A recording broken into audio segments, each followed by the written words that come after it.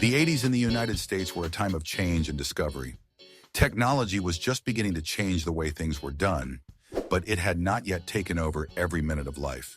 A huge screen TV with a wooden frame brought the whole family together in the evening.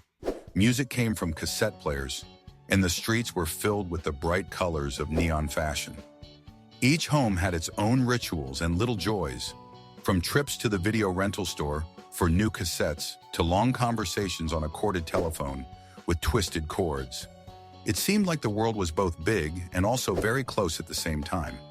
What are some of the details of that time that still evoke warm memories and a sense of coziness? Which of the things that were part of everyday life then seem almost lost today? This list will help you remember the most vivid and lively moments that shaped the atmosphere and lifestyle of the 80s, and understand why many people continue to miss these little things. Every Saturday, we would go to Blockbuster. Already in the car, we would start arguing about who would choose the movie. At the entrance, there were always stands with new releases, which we almost never managed to take. The boxes with the covers were in place, but the tapes themselves were given away. The smell in the rental shop was special, a mixture of carpeting, plastic, and something faintly sweet. I like to hold the boxes in my hands, glossy with faded stickers, promising tension, laughter, or horror. Sometimes you'd get tapes of other people's home tapes instead of the movie. No one knew how it happened. Rewinding the tape before returning, it was a mandatory ritual, or else they could take a fine the next time. The VCR in the living room was large, with a silver panel and a heavy lid that clicked when opened. Its remote control was on a wire and constantly jangled. My parents would write concerts from TV, making whole compilations, and my brother and I would sometimes record over cartoons by accident, then get a whipping. VCRs had magic. You pressed a button and there was someone else's life, fantasy, fiction in your own room. Sometimes they would rewind the tape not all the way through, and the next evening would start with the final movie. Sometimes the film was jammed and had to be pulled out by hand, using improvised means. There were special cleaning cassettes with hissing film. No one really understood how they worked. They often forgot to return the cassettes, and then the parents were persuaded to take them back urgently today. The police never came, of course, but the sense of urgency was almost like a movie. The instruction manual for the VCR was in the drawer with the batteries, but no one ever read it. We glued our own labels on the cassettes, sometimes drawing on the covers with felt-tip pens. There was one tape that had all the New Year's Eve shows on it. We rewatched it every December as a tradition.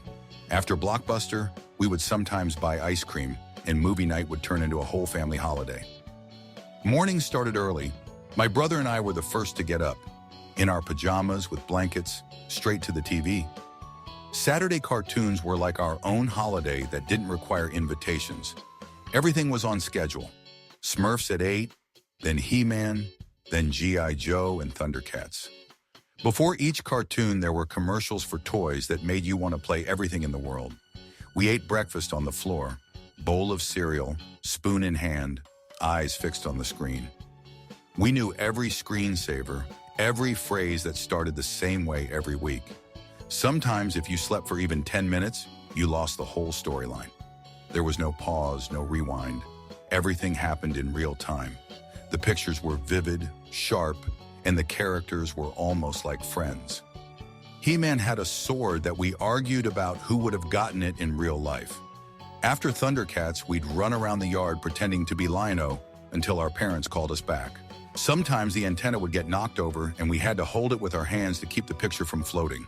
The carpet in front of the TV was frayed in the exact spot where we sat every Saturday. Sometimes we would turn on cartoons on the local channel, and there would be lesser known, but no less favorite shows. The voices of the characters were memorable. Even years later, they live somewhere in the memory. In those mornings, everything seemed possible. Good triumphed over evil, and Sunday was still ahead of us. The phone hung on the kitchen wall, cream-colored with large buttons. The cord was so long that I could drag the receiver into the pantry and lock myself in there so no one would hear. These conversations could go on for hours, discussing teachers, movies, even how the day was going. If someone picked up the phone on the second set, a spy duel would begin. You could find out who was talking about what. Notes for those who didn't have time to answer the phone were written on small pieces of paper and attached to the refrigerator with a magnet. Sometimes strangers would call and we'd play Guess Who's on the Line. Parents would scold when someone was on the phone for too long, especially if they were waiting for an important call. There were times when, during a quarrel, the phone was hung up abruptly and it hit the holder with a distinctive click. The voice of a loved one on a corded phone sounded different, closer, quieter, more intimate. In the dark, holding on to the twisted cord, it was easy to forget. Sometimes the phone rang for no reason at all, just to hear. When the cord began to twist and tangle, it had to be untangled. A whole ritual. On birthdays, you'd get calls from all the relatives in a row, and you'd have to hold the phone for a long time. The phone book was paper, with curled corners and tea stains. Dialing was slow, especially if you forgot which digit was where. There were times when a school-related call would ring, and my heart sank. The voice in the receiver sounded different than it did in person. A little hoarse, a little rustling. Even a simple hello could carry a whole story. The process was almost like hunting. You sit at the tape recorder, fingers on the record and play buttons, and wait for the right song. DJs spoiled everything. They got their voices into the beginning or end of the track, and then the recording was ruined. Sometimes it was possible to record without a single word, and then the cassette was taken special care of. We made collections for traveling, for sleeping, for school, for her. Each had its own character. The covers were hand-drawn, and the titles were signed with a ballpoint pen. If a song was interrupted, you had to wait hours for it to be played again. There were radio stations that put on their favorites only in the evenings. And then you had to sit up late into the night. Noises, clicks, creaks, everything remained on the tape, giving it a special homeliness. Sometimes the cassette jammed, and then we took out a pencil and rewound it by hand. Any selection made by our own hands was more than just music. It was a gesture, a recognition, a gift. Songs alternated with unpredictable commercials, and some were as firmly memorized as the tracks themselves. The cassettes were given to friends, and they went around until they were erased. There were mixtapes for myself, where everything got in, even with unfortunate transitions. The most valuable moment was to catch the intro, when you recognize the song from the first seconds and press the record with surgeon's precision. Some tapes sounded hoarse, but that was the charm. I liked listening to them in the dark, lying on the bed, when the room was filled with hand-recorded sound through the radio airwaves. The music sounded not like a background, but like a story, alive, real, with the breath of time. These songs were associated with specific moments: going to school, an evening in the room, summer at the dacha. Even now, it sometimes seems that somewhere at home, there is still that very cassette with the inscription, Best of 87-88. School discos started with excitement. What to wear, who to go with, whether I would not embarrass myself. Teenagers stood against the walls looking at each other to see who would invite whom first. Music was played from speakers connected to a record player or boombox, whoever brought what they could.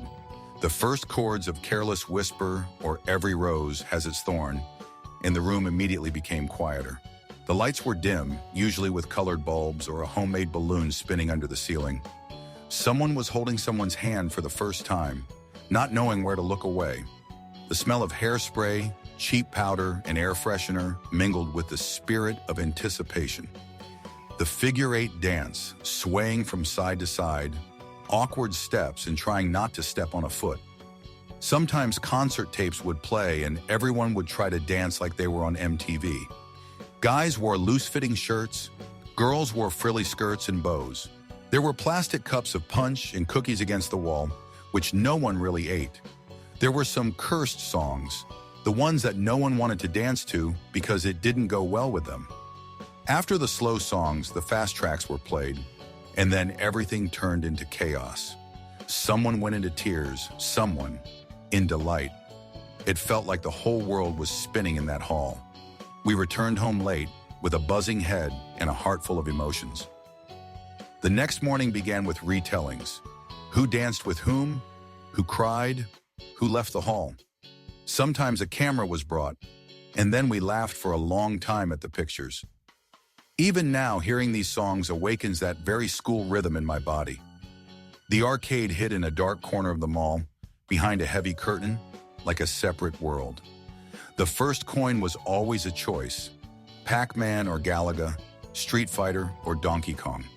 The machines hummed and glowed and tinkled as if they were teasing. My hands stuck to the joystick, either from excitement or from the sticky plastic.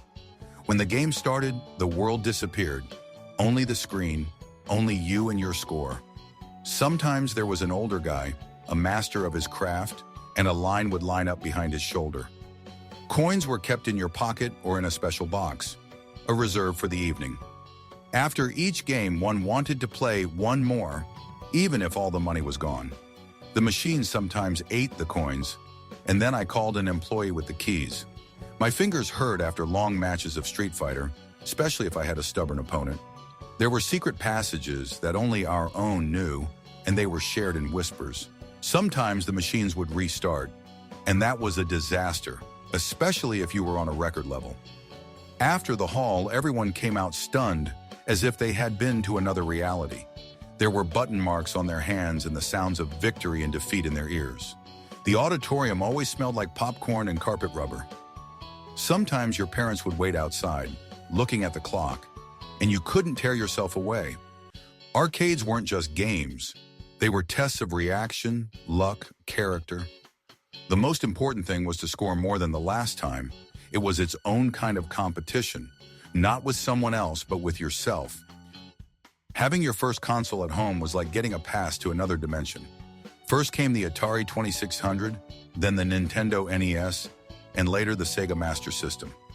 Each was not just a device, but a whole world in a box. Cartridges were inserted with a distinctive click. Sometimes they had to be blown to make everything work. The graphics seemed fantastic. Pixelated little people, flashing lights, 8-bit tunes that stuck in your head for decades. In Super Mario Bros., the dungeon level was like a challenge. Everyone knew where the jump was and where the trap was. In Duck Hunt, you had to shoot at the screen, and the dog always laughed if you missed. Nobody liked it. Contra was played with two people sitting on the floor, pretending to understand how it all worked. Joysticks would break, especially the B and start buttons. And then we'd plug in spare ones that had already erased the inscriptions. After school, the first thing we did was to turn on the console, forgetting about our notebooks. Sometimes we organized tournaments, gathering around one TV set, 3 or 4 of us sharing controllers. There were nights when parents woke up to the sound of the winning soundtrack and shouted to turn everything off immediately. At some point, cheat codes appeared, and games opened up in new ways. Metroid seemed complex, almost adult-like. Tetris was addictive enough to make you dream about blocks later. There were games that I never managed to complete, and that feeling of incompleteness is still somewhere inside. The joystick wire was short, and you had to sit close to the screen. The console stood under the TV on a special shelf, sometimes covered with a lace doily. Each cartridge smelled of plastic and something technical. They played until the TV sat down or guests came over. The walls of the room were like a reflection of taste, dreams, and experiences. Posters with Duran Duran, Michael Jackson, Molly Ringwald. Everyone chose a hero or heroine. They were hung with buttons or duct tape that left marks on the wallpaper.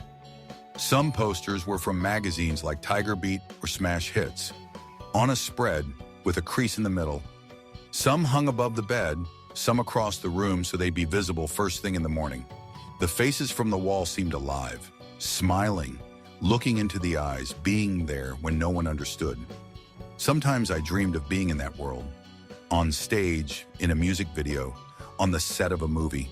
Some had their favorite actors from The Breakfast Club. Some had pop stars in leather jackets and bracelets. Some changed posters season by season, like window displays. There were attempts to draw idols themselves, and that too was hung, albeit crookedly. In the dark, the eyes from the posters seemed to glow. Sometimes it was frightening. If friends came over, they started discussing who was cooler, who was no longer in fashion. Posters were brought from school, exchanged, treasured like treasures. Sometimes parents asked to remove these foreheads from the wall, but new ones were immediately hung in their place. The favorite corner was the one with all the members of the favorite band, cut from different sources. The posters became part of the room, part of themselves, like a visual diary of teenage feelings. Even as they deteriorated and lost color, I didn't want to throw them away. Some of them are still kept in a folder, away from the light, like heirlooms. The boombox stood on the windowsill, heavy, with 2 cassette players, sometimes with equalizer, with flashing lights. It played loud, really loud, so that the whole yard could hear it. We played music in the morning before school, in the evening to relax. Sometimes we recorded our compilations directly on it, using the 2 cassette compartments. The Walkman was almost like a personal companion. Put on the headphones, press play, and everything else disappeared. Some models had an auto-stop rewind function, a luxury. Batteries went quickly, and then you put in regular batteries, which didn't last long either. Headphones had thin metal earpieces and foam ear cushions, which would tear and get lost. Mixtapes were created by hand, beginning, middle, end, as if you were telling a story. We hid the Walkman under our jackets in class, with the cord running down our sleeves. Sometimes we had to spin the cassette with a pencil right in the player. There was a favorite cassette for the road that was played on the way to school or on a bus trip. Some listened to music on the run, as if from a movie. Music became personal, just for you and your rhythm. Sometimes they recorded from the radio. It was a bit hoarse, but it was their own. We took the boombox with us on picnics, outdoors to the countryside. It weighed as much as a suitcase, but nobody complained. In the evening, they would put it by the window, and the whole building would listen to Take On Me or Sweet Dreams. Even the hissing between songs was part of the song. The clicking sound when the tape ended was a signal of a change of mood. The player and the boombox were symbols of freedom, the ability to choose what would play in your life. Boiled jeans hung in the closet. Everyone had their own pair, with pleats, divots, sometimes even fringe. Tights were bright, shiny, often with neon inserts, especially popular among girls. Shoulders and jackets made the figure angular, almost cartoonish. Hair was lifted high, with the help of nail polish, a comb, and patience. Permanente was in fashion with everyone, moms, sisters, sometimes even teachers. Neon bracelets, earrings in the shape of zippers, stickers on nails. Fashion came not from boutiques, but from the TV screen and music videos. Velcro sneakers, thick socks, wrapped jeans. Street style was the unofficial rule. Sometimes 2 t-shirts were worn, one on top of the other so that the collar was visible. Popular were bologna jackets with shiny fabric and strange patterns. Girls wore gaiters over their tights, like in dance movies. T-shirts with MTV or Twisted Sister logos, almost like a statement. They even tried to get glasses, like someone from the cover. The girls' makeup was bright, pink shadows, glossy lips, lots of blush. Guys wore denim vests with patches. Many sewed their own clothes or remade old ones to be MTV-inspired. 80s fashion wasn't afraid to be loud, flashy, a little crazy. There was an energy to it, a sense that anything was possible. That style was you. Even years later, those colors, those styles bring a smile. It's as if a synthesizer is playing in your head again, and the street is the stage. When cable TV came into the house, it seemed like something unbelievable. So many channels and all on the remote, with no wheel toggle. But the big one was MTV. Back then, it actually aired music. In the morning, clips. In the afternoon, clips. In the evening, clips, and everything seemed alive. Real, bright. Each video was like a short movie, with a story, with costumes, with a mood. Take On Me by Aha was like a fairy tale with pencil animation.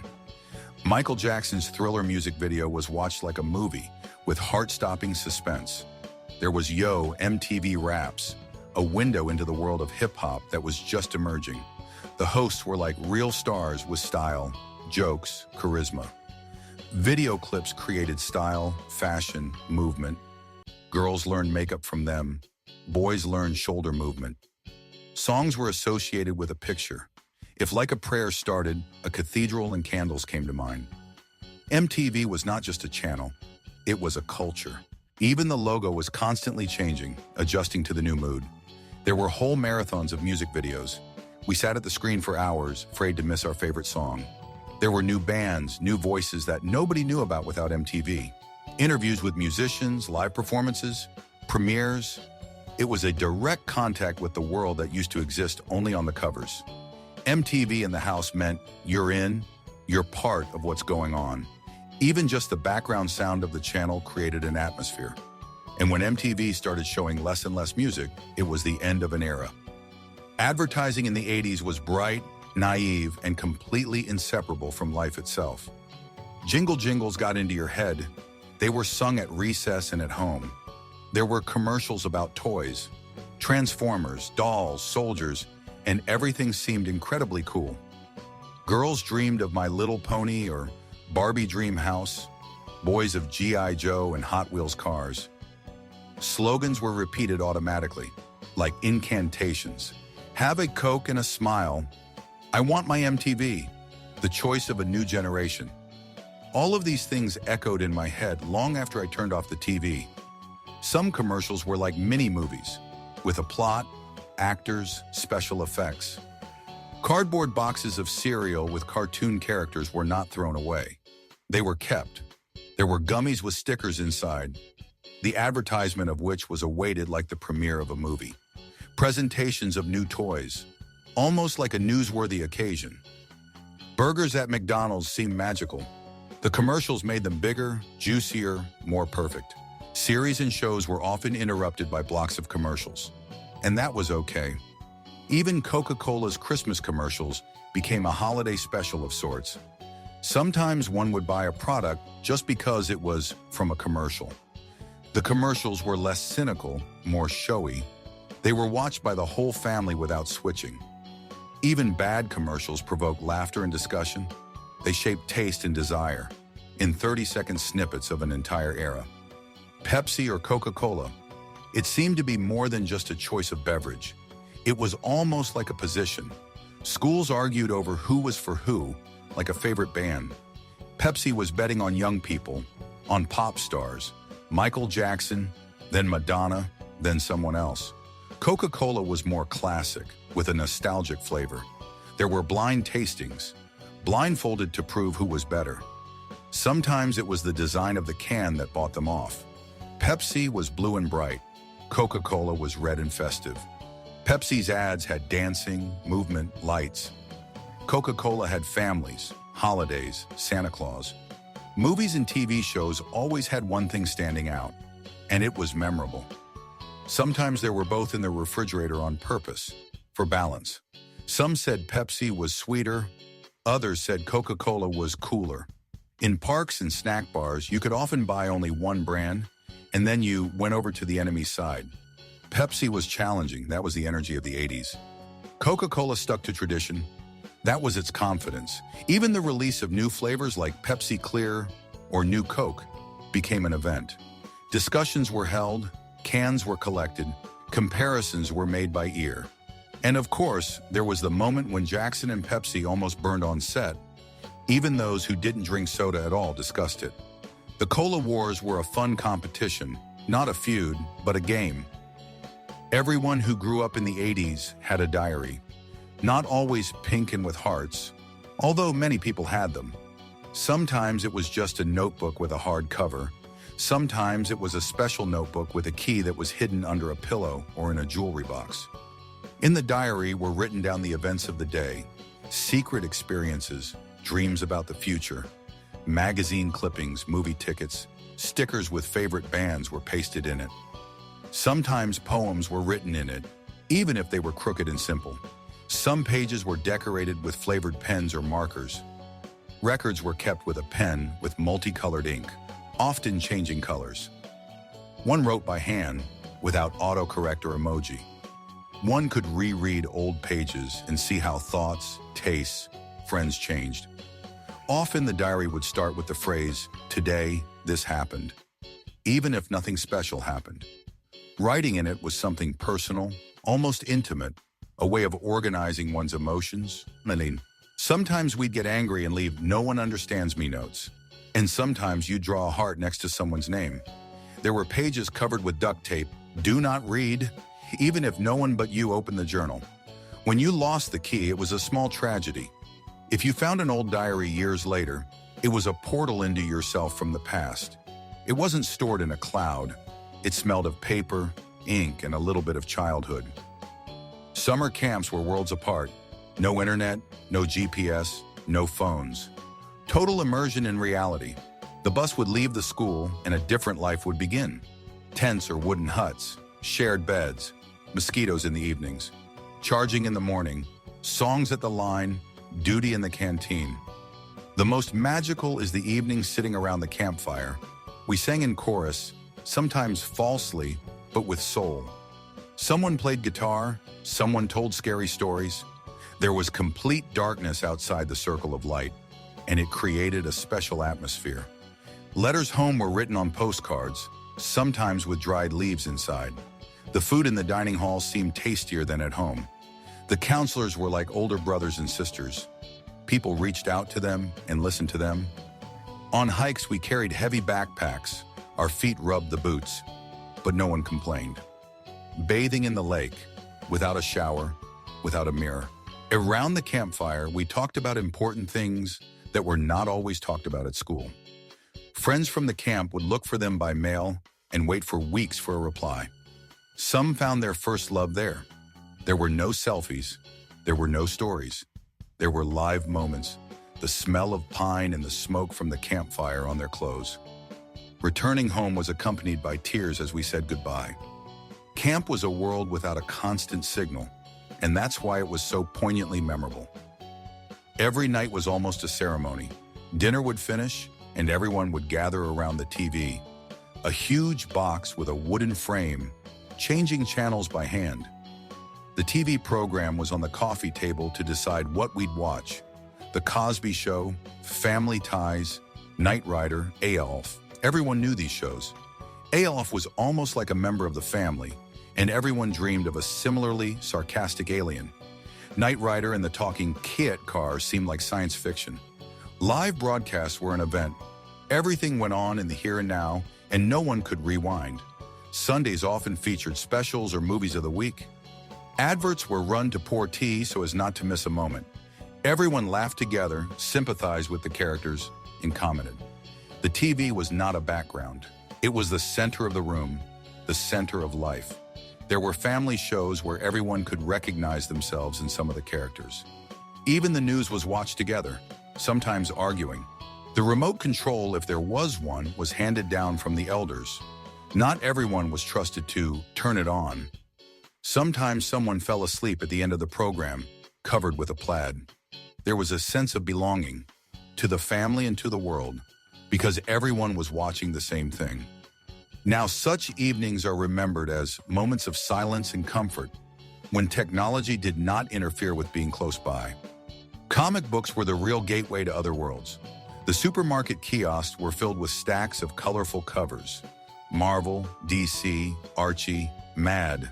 Hands would reach for a new issue of Spider-Man or X-Men, even if there wasn't enough money. Each issue was inexpensive, but collected like a jewel. You could read them for hours, looking at every frame, every shadow. The smell of fresh printing ink was special. Sometimes we'd make a deal with friends. One would buy Batman, the other Fantastic Four, and then we'd swap. We turned the pages with care so as not to wrinkle the corners. Some comics were hidden under the mattress like a treasure. There were magazines, Tiger Beat, Bop, with posters and interviews. Clippings with favorite actors went on the walls. Mad magazine was different, satirical, weird, with cartoons and riddles. Even if you didn't understand everything, it was funny. We read it on the bus, at recess, under the desk in class. Sometimes we argued about who was stronger, the Hulk or Superman. Issues with special stories, where a hero died or a new one appeared, were passed around. Someone had a whole collection in plastic covers. Back then, no one thought about investment. It was about dreams, about heroism, about who you wanted to be. Comics taught justice, friendship, and a sense of humor. The pencil cases were brightly colored, often plastic, with the smell of new material. Some opened at the push of a button, like little boxes with secrets. Inside were pencils with cartoon characters, pens with fluffy pom-poms, felt-tip pens that dried up quickly if you forgot to close the cap. Erasers in the shape of fruit or animals were not so much erased as decorated. There were rulers with glitter inside that moved when tilted. Textbooks were wrapped in paper, often from packages or old posters. On the cover, they wrote the name, class, and drew hearts or lightning bolts. There were notebooks with luscious pages and stickers on each spread. Stickers were used to pass notes, with captions like, "I like you," or "Shall we go to lunch together?" The backpack was always a creative mess. Pencils without lead, nibbled pens, dried glue. There were also special boxes of supplies that were hidden in a locker. Teachers asked to use blue ink, and that seemed like a limitation. Sometimes we swapped felt-tip pens or markers, only for one day, I promise. A separate pride, rulers with magnifying glasses or protractors with glitter. All this creates the smell of childhood, a little plastic, a little ink, a little hope. Even when the pen didn't write, it was kept because it was favorite. Letters were the link between schools, towns, and camps. The address was carefully written on the envelope, taking care not to make a mistake in the zip code. Inside were neat sheets of paper, often decorated with stickers or drawings. The handwriting was uneven but recognizable. Sometimes a dried flower, a photograph, or a wrapper from a favorite piece of gum was attached. They waited for weeks for a reply, peering into the mailbox with hope. The letters were long, personal, with real worries and news. "How's school going? Have you seen the new Madonna video yet? I had a strange dream. I'll write next time." The correspondence was diary style, just for someone. Even if they quarreled, they didn't tear up the letters but put them in a box for later. Sometimes there were games in the letters, tests, questionnaires, pass it on with questions. The delivery date was unknown. It added to the expectation. If a letter came with a drawing on the envelope, it was a special sign. Perfume was dripped on the paper to smell like me. Envelopes were kept in a shoebox tied with a ribbon. Sending a letter was an event. You had to buy a stamp, get to the mailbox. The reply would come unexpectedly on an ordinary day, and everything would immediately become more joyful. It was a dialogue in slow motion, sincere, alive, real. Time flowed differently. There was no constant beeping, reminders, vibrations. We just woke up in the morning, by alarm clock or mom's voice. Meetings were arranged in advance. Meet me at the mall at 4:00. If someone was late, we just waited. We looked for everything manually, in reference books, on the library shelves, in dictionaries. Answers didn't come instantly. We had to think. If we didn't know something, we asked our elders, teachers, neighbors. There was more room for silence. In the evening, you could just sit and stare at the ceiling. The way home was through the yard, where you played ball or just chatted. People didn't check their phone before going to bed. It just wasn't there. Anything was an adventure. Finding the right book, waiting for a program, hearing a song on the radio. Mistakes happened, and that was okay. There was no photo for every moment, but there was more memory in my head. When something was lost, it was really lost, not saved in the cloud. Conversations were without distractions, without background scrolling. Even just a walk to the park was perceived differently. No pedometer, no podcast in my ears. That's not to say everything was better. It was just different. The world seemed bigger. The noise seemed quieter, and life seemed a little more real. In those years, every moment was filled with a special warmth and vibrancy. Simple things, from the noisy ringing of a telephone with a twisted cord to long Saturday trips to buy cassettes, created a whole world in which a generation grew and changed. These details, seemingly small and mundane, added up to an entire era in which sincerity, friendship, and true emotion had a place. Today, diving into the memories of those days, one can feel how much the world has changed, and at the same time, how much valuable things have remained in our hearts. Such memories help us to better understand ourselves and the times that shaped each of us. If you want to continue traveling back in time and learn more about the culture and atmosphere of the 80s, be sure to subscribe to the channel. Stories that warm and inspire live here.